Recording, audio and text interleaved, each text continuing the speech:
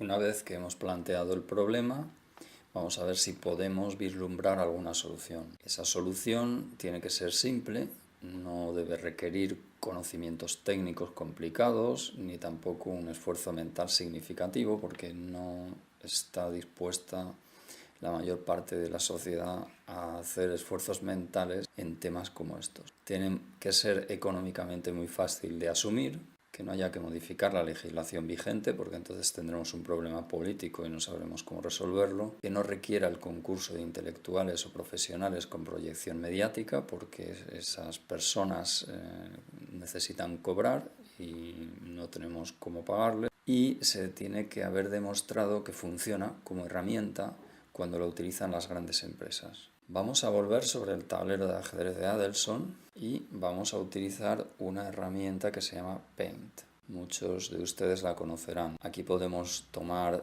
una herramienta para seleccionar el color, un pincel. Podemos pinchar en cualquier punto y obtenemos el color de ese cuadro del tablero. Como vemos, este primer color es un color claro, lo vamos a marcar. Vamos a pinchar en el cuadro A ver qué color es este. Cuando movemos el pincel, vamos pasando por los cuadros del tablero y ahí ya podemos darnos cuenta de que el cuadro A y el cuadro B tienen el mismo color. Bien, si nos fijamos en el cuadro de la derecha, vemos cómo es ese tablero en realidad. Es decir, lo ha dibujado una persona que sabe cómo se configura la visión en el cerebro. Ahí vemos el cuadro B y el cuadro A que tienen el mismo color. Lo que sucede es que cuando se dibuja el cilindro, nos da la sensación de que la luz está detrás del cilindro en lugar de estar arriba, y esa sombra el cerebro no sabe cómo interpretarla y la como imagina que es un tablero de ajedrez normal, y entonces nos muestra una realidad que no es la realidad que le está enviando la retina, sino una realidad que se está configurando en el cerebro. Vamos a ver si lo podemos entender mejor pensando que nosotros simplemente somos una serie de corrientes eléctricas en la corteza cerebral. Vamos a tratar de reforzar esa idea. Si yo digo que Pedro García es ese señor que está en la fotografía, ustedes dirán no.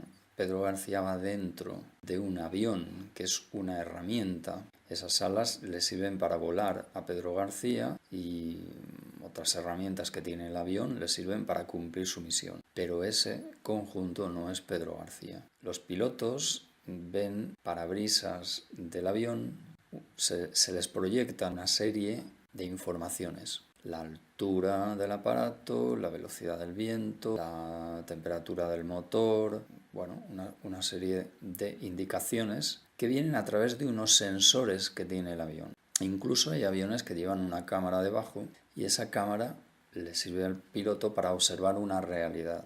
Si alguien desde fuera le cambiara al piloto las imágenes que recibe o le cambiara los datos, el piloto no tendría forma de saber que está recibiendo una información errónea. Si yo les digo que este es Pedro García, en realidad tampoco estamos diciendo las cosas correctas, porque si le quitamos un brazo a Pedro García, como si le quitamos un ala del avión, Pedro García sigue siendo el mismo. Sus sentimientos, emociones, su capacidad de pensar no varía porque le quitemos un brazo. O le quitemos un brazo y dos piernas, porque Pedro García es el cerebro. En realidad somos un cerebro encerrado dentro de un cráneo. Hay gente que tiene miedo a morir encerrado en un ataúd y teniendo la sensación de que todavía está vivo, pero encerrado en la oscuridad y que no puede respirar. Bueno, esa es, según dicen los científicos, que vamos a tener la mayoría. Estaremos encerrados en el cráneo sin tener ninguna visión, sin poder escapar y apagándose la vida lentamente. Porque somos eso, somos un cerebro encerrado dentro de un cráneo, pero ni siquiera somos todo el cerebro, nosotros somos una parte muy pequeña de ese cerebro, porque la mayor parte del cerebro se utiliza en controlar una serie de funciones, como puede ser la digestión o puede ser la temperatura corporal.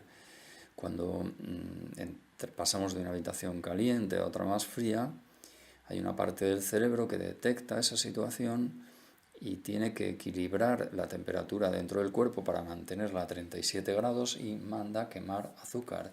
Sobre eso nosotros no tenemos absolutamente ningún control.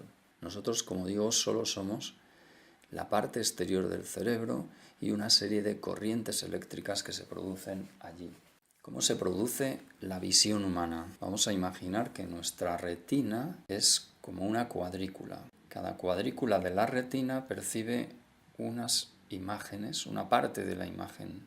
La suma de todas las cuadrículas configura esa imagen, pero esa imagen, la retina la envía a una parte del cerebro que nosotros no controlamos. Esa parte del cerebro que nosotros no controlamos construye la imagen. Si una parte de la retina tiene un fallo y no puede recibir la imagen, esa parte del cerebro que, como digo, no controlamos, completa la imagen, como buscando del archivo de imágenes un color que tengan que poner allí para terminar de configurar de una manera lógica esa imagen. Vamos a tratar de verlo más fácil con esta cuadrícula. Esto lo he obtenido de una conferencia de Antonio Damasio, que es un especialista en neurociencia, y él explica que, bueno, cuando vemos esta imagen, lo vemos bien, y él concretamente probó a taparse un ojo, lo veía perfecto, y cuando se tapaba el otro ojo, el ojo izquierdo,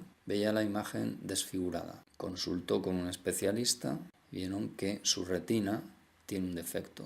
Hay una zona que tiene una inflamación y por lo tanto con uno de los ojos ve la imagen deformada y con el otro ve la imagen correcta. ¿Qué ocurre? Que el cerebro, si solo recibe la imagen de la retina derecha, donde tiene el fallo, en ese caso muestra al yo consciente, le muestra el fallo. Pero si lo mira con los dos ojos, el cerebro interpreta que hay un problema en la retina, que probablemente la cuadrícula es perfecta, y la imagen que envía el subconsciente del cerebro al yo consciente es una imagen perfecta. Ahora podemos entender por qué, por mucho que nos esforcemos, no vemos que los cuadros A y B tienen el mismo color. Porque esa imagen, nuestro yo consciente la obtiene de otra parte del cerebro que ha construido esa imagen y no tenemos ningún control sobre el cerebro inconsciente, sobre esa parte del cerebro reptiliano que toma las decisiones. ¿Por qué hago tanto hincapié en esto? Porque muchas veces en la política la imagen que nosotros tenemos de la realidad nos la crea el cerebro reptiliano y nos adapta a la realidad en base a una serie de prioridades que tiene ese cerebro reptiliano, que está construido para sobrevivir. El cerebro reptiliano no quiere morir dentro de ese cráneo y por lo tanto toma muchas decisiones por miedo y por afán de supervivencia. Y ahora, en lo que resta de esta exposición, vamos a ver algunos ejemplos en los que el cerebro reptiliano le muestra a las personas una realidad que no existe. Aquí tenemos otra vez el tema de la Isla del Hierro, el depósito superior y el árbol que no quisieron cortar los ecologistas o los responsables del proyecto porque tenían miedo de que los ecologistas pusieran ahí un problema. Objetivamente, para el éxito del proyecto habría que cortar ese árbol. Sería bueno para todos, porque realmente no es un problema cortar un árbol. Es un problema no tener un proyecto bien acabado y que permita reducir la cantidad de CO2 que se está emitiendo a la atmósfera y que permita hacer ese proyecto lo más económico y rentable posible para demostrar que eso se puede hacer. Y hay otro ejemplo, detrás vemos dónde están los aerogeneradores. Los aerogeneradores están sobre una superficie ondulada. ¿Por qué? Porque los aerogeneradores me dijeron, los responsables de Canarias, que no los pudieron poner en la zona donde había más viento por cuestiones medioambientales. No solo por estética, sino también porque había que llevar una línea eléctrica hacia la zona, hacia la parte alta de la isla, y eso los ecologistas, el ecologismo, no lo veía bien. ¿Qué está haciendo ahí el ecologismo? Le está haciendo el juego al oligopolio petrolero. Pero lo hace de una manera inconsciente. Su cerebro reptiliano, esa es la tesis que yo tengo, es posible que esté equivocado, pero eso es después de un estudio en profundidad, esto es lo que yo entiendo. Su cerebro reptiliano tiene miedo de las consecuencias de enfrentarse a Endesa. Y entonces toman decisiones que favorecen a Endesa. Y no lo hacen, como digo, casi seguro que no lo hacen de manera consciente. Es el subconsciente el que está tomando esas decisiones. No cortéis el árbol, no pongáis los aerogeneradores donde más viento hace, ponerlos allí, que está ondulado y que los aerogeneradores van a tener muchos problemas. Me dicen los responsables del proyecto que en esa zona no hay turbulencias. Eso es imposible que ahí no haya turbulencias, y lo vamos a entender enseguida. Si un fluido, porque el viento es un fluido, es como el agua, se comporta de manera similar. Si el agua fluye por una acequia de superficie plana, fluye en lo que se llama flujo laminar, es decir, en todos los puntos la misma velocidad. Si en el fondo de la acequia ponemos piedras, se generarán remolinos, se llama flujo turbulento. Aquí tenemos un río fluyendo sobre rocas. ¿Qué ocurre? Turbulencias. Bien, esa es la realidad de lo que le ocurre a los aerogeneradores en esa situación. Reciben el viento con esos cambios de dirección constantes que perjudican enormemente el rendimiento de los aerogeneradores. Ahí lo vemos. Tenían que haber buscado una zona donde no hubiera ondulaciones. Todo se configuró para que ese proyecto fracasara. Y yo no puedo creer que esas personas responsables del proyecto lo hayan hecho adrede. Vamos a profundizar un poco más en esto. Cuando yo envié el vídeo a Canarias, me dijeron, bueno, te voy a poner en copia a los expertos del grupo, de la plataforma por un nuevo modelo energético, y me pusieron a varias personas. Una de ellas, Jorge Morales de Labra, que es una persona conocida que suele salir en la televisión cuando hablan del nuevo modelo energético. Es una persona que pertenece a la plataforma por un nuevo modelo energético. ¿Y cuál es el perfil de Jorge Morales? Bueno, si vamos a internet, actualmente director general de GeoAtlanter, miembro de la Junta Directiva de la Asociación de Productores Renovables. Ha ocupado cargos de responsabilidad en el sector eléctrico. Y actualmente director general de GeoAtlanter. Si vamos en internet a buscar qué es GeoAtlanter, nos aparece que participan en actividades de gestión de energía como la representación en el mercado de plantas de terceros, la comercialización mayorista y la comercialización minorista. Dice GeoAtlanter que es como una especie de intermediario entre consumidores, comercializadores, distribuidores y productores con la Comisión Nacional de la Energía, Red Eléctrica, el mercado de la electricidad. Otra persona que aparece entre los expertos de la plataforma por un nuevo modelo energético fue consejero de Endesa, presidente de Red Eléctrica Española y consejero de la Comisión Nacional de la Energía, actualmente presidente de la Junta Directiva de Economistas frente a la crisis. Bien, con estos perfiles, estas personas no pueden ser objetivas. Me enviaron también de Canarias, que estaban en copia en el correo electrónico, una de ellas envió a ese grupo que había recibido el Cabildo del Hierro el Premio Verde de la Fundación José Navarro, en reconocimiento a su labor relacionada con el proyecto y su apuesta por la sostenibilidad. Dijo la presidenta del Cabildo del Hierro que la isla recogía esta distinción como un premio a la tenacidad de los serreños en su búsqueda secular de progreso, pero conservando su rico patrimonio cultural y medioambiental, a no cortar el árbol, a no colocar los aerogeneradores donde hace más viento, lo llaman conservar el rico patrimonio cultural y medioambiental. Yo, desde luego que no estoy de acuerdo, yo creo que eso no es objetivo. Aquí tenemos en Tenerife un hotel que se construye de lujo, se cortarán muchos árboles y nadie pone pegas ni cree que se destruye patrimonio por cortar unos árboles, por construir un hotel. Lo que se crea es patrimonio, sino que le pregunten a Hacienda, ¿no? Cuando hay más patrimonio, cuando está el terreno como un erial o cuando tenemos ahí un hotel.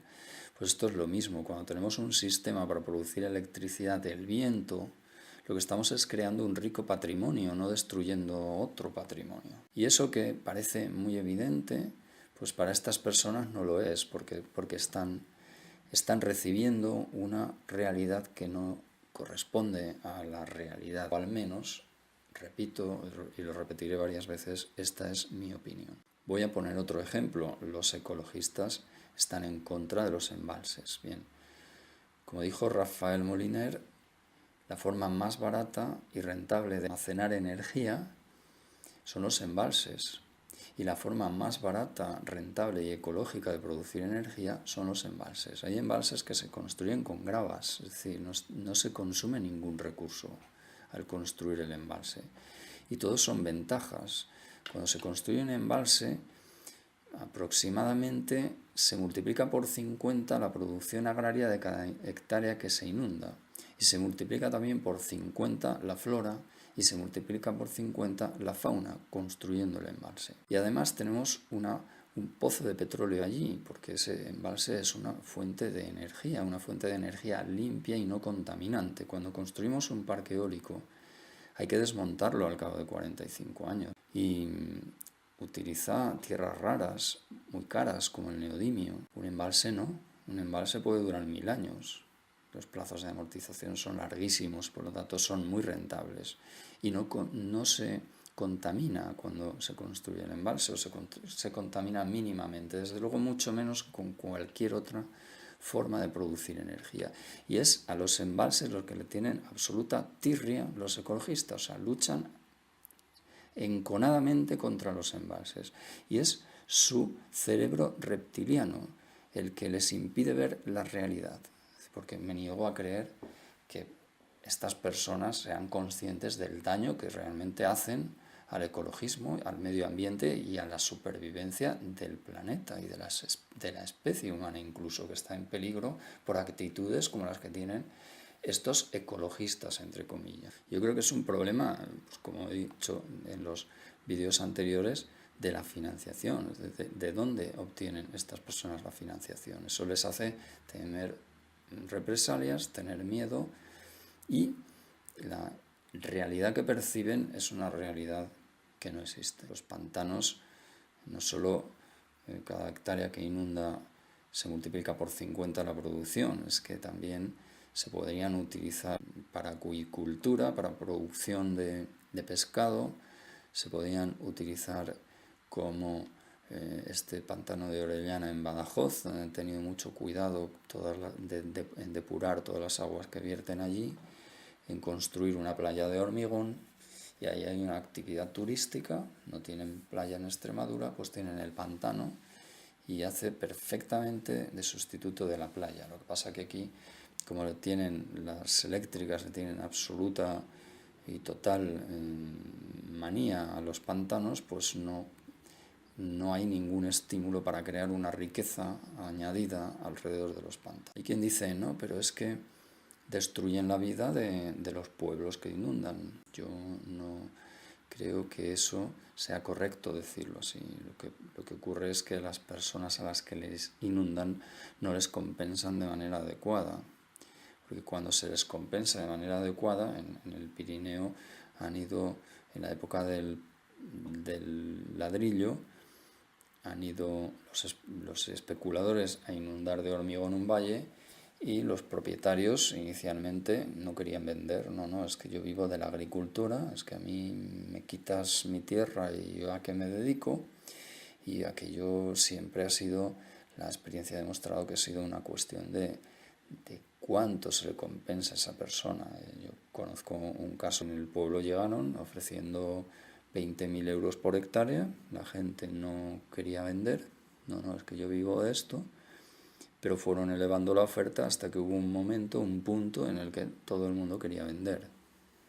Porque hay algo razonable, es decir, si a ti, que tú quieres dedicarte a la agricultura y a cultivar cereal, te pagan 5 o 6 veces lo que vale una hectárea, pues bien, no tienes ningún problema. Tenías 10 hectáreas, pues ahora vas a poder comprar 50. Todo el mundo se va a beneficiar de eso. Lo que ocurre es que la administración no tiene ningún interés en que se hagan embalses, porque la administración está condicionada por los intereses de las eléctricas. ¿Y qué hace la administración? Va y le paga a los propietarios menos de lo que vale, no ya digamos el doble o el triple, que es lo que sería el valor lógico, porque estas personas no han ido a vender. Por lo tanto, le tienes que pagar no solo su valor, le tienes que pagar algo más para que estas personas puedan organizar su vida en otro lugar. Entonces, ¿qué hacen? Lo valoran por debajo de los precios de mercado, Después pasa a Hacienda, les vuelve a pegar un repaso y evidentemente en el momento en que se habla de expropiar se monta un problema impresionante en la zona y tiene una lógica. Si queremos resolver de verdad estos problemas, tendremos que someter a estas personas responsables, por ejemplo, responsables de los grupos ecologistas o políticos, a la máquina de la verdad. Porque la máquina de la verdad escudriña dentro de nuestro cerebro. En este tipo de máquina de la verdad que aparece en la fotografía se basa en cambios fisiológicos de la persona, pero hay otras herramientas mucho más sofisticadas, más modernas, que permiten ver esas corrientes eléctricas dentro del cerebro. Entonces, en función de qué zona se ilumina, como esas máquinas están conectadas con ordenadores, llegan a determinar si una persona está diciendo algo con sentido o que no lo tiene. Por ejemplo, podrían detectar si está percibiendo el tablero de ajedrez de Adelson, cómo está percibiendo esa persona, con su yo consciente, incluso con su yo inconsciente. Estas herramientas pueden saber si una persona siente dolor, si siente dolor y le molesta, o siente dolor y no le molesta, porque hay personas muy resistentes al dolor. Puede saber en qué está pensando esta persona. Por ejemplo, lo colocan en una máquina de estas y le dicen, piensa en un objeto, y antes de que la persona se le haya ocurrido decir camión, la máquina sabe que ese cerebro va a decir camión, porque se ilumina una zona concreta que corresponde con la imagen del camión.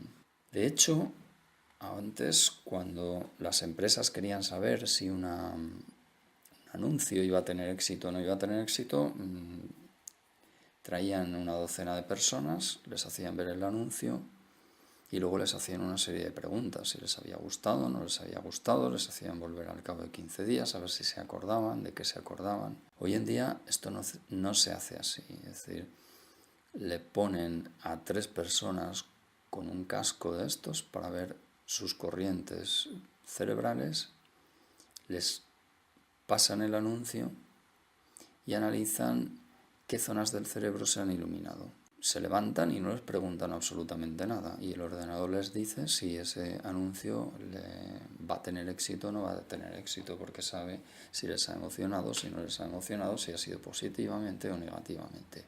Por lo tanto, tenemos ya herramientas para que cuando un político, un ecologista, nos diga que los embalses no son de interés general, saber si está mintiendo, si lo hace con el yo consciente o lo hace con el yo inconsciente. A lo mejor no nos están mintiendo, pero sería una herramienta que nos resolvería todo el problema que estamos planteando, porque lo que estamos planteando es que estamos todos viendo una realidad que no existe. Creemos que las ONGs se dedican a salvar el mundo, a mejorar las condiciones de las personas humildes, se dedican a... y en realidad no es así.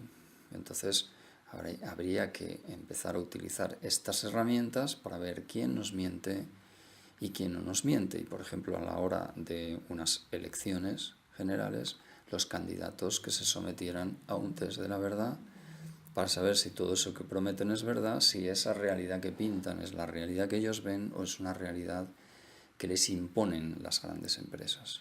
De hecho, las grandes empresas utilizan estas herramientas. Como vemos aquí, en procesos de selección del personal, más del 70% de los candidatos oculta o distorsiona algún dato relevante sobre su persona, su historial o sus intenciones, y la máquina de verdad cada vez se utiliza más en la selección de candidatos. En realidad también esto sirve para desanimar a determinadas personas a traicionar a la empresa, porque si saben que se van a enfrentar al test de la verdad, no van a hacer cosas demasiado complicadas. Yo creo que esto podría solucionar incluso la corrupción, porque si a los políticos les sometieran periódicamente o de manera aleatoria, igual que someten a los deportistas a controles antidoping, pues deberían de someter a los políticos a controles antimentira y preguntarles si han recibido dinero de empresas, si han colocado a familiares en alguna empresa, si han recibido favores, si están de verdad por el interés general o por el interés de ellos mismos. Y probablemente inicialmente no íbamos a encontrar ningún político que pusiera por delante el interés general antes que el interés particular, pero si se iban a tener lo que sí nos iba a servir esto es para seleccionar a los menos malos, porque ahora lo que tenemos es que los medios de comunicación nos seleccionan a lo peor de lo peor, ¿no? Entonces yo creo que sería una herramienta bastante eficaz. Y alguien puede decir, pues nos hemos apartado mucho del tema de la energía. Pues no, porque el tema de la energía es un tema, ya hemos visto que no es un tema técnico, no tenemos problemas técnicos, no tenemos problemas de recursos, tenemos un problema político y el problema es la mentira. Los políticos nos mienten, los responsables de la universidad nos mienten, los responsables de los centros de investigación nos mienten y aquí todo el mundo nos miente. Y si nos miente, pues habrá que utilizar herramientas para evitar que lo hagan. Y como la sociedad y la tecnología ha evolucionado mucho, pues utilizan. Y esto es la única forma que yo veo de avanzar en el modelo renovable.